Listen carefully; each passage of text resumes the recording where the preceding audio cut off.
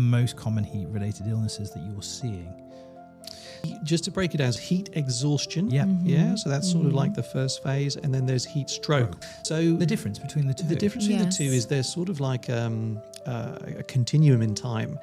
The starting point is being exposed to a hot environment for a prolonged period that the body is not able to tolerate, either because it has become dehydrated or perhaps it's also exerting in that environment. So we can pull in all examples that we've been talking about from today, which is the cyclist, the golfer, or it's somebody who's not taken the standard precautions with a hat or wearing the right clothing. So their body's been exposed. So heat exhaustion is first.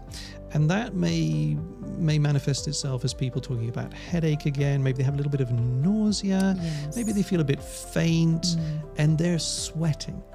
They are sweating a lot.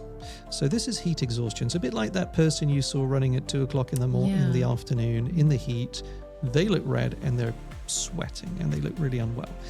And what you need to do is remove that person from that hot environment as soon as possible and cool them. And you can do that with any means that you have available to you, depending on your environment that you're in. So it might be putting them in a cold shower, a cold bath.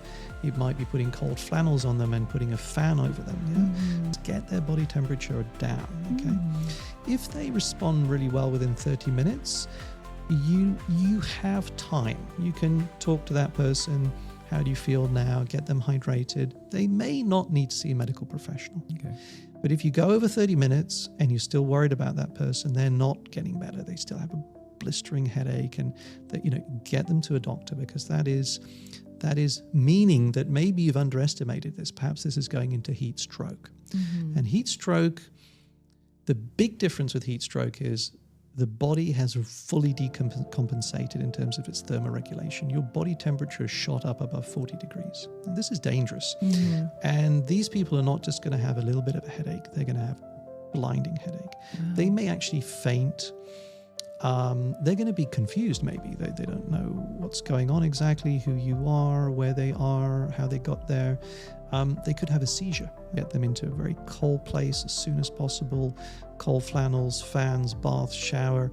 But also ABC. Is this person, breathing, circulation? Because that is now compromised. And you need to be getting them medical attention. Yeah. So they need to be going to see a doctor. They're probably going to end up requiring some form of cooling within a hospital environment.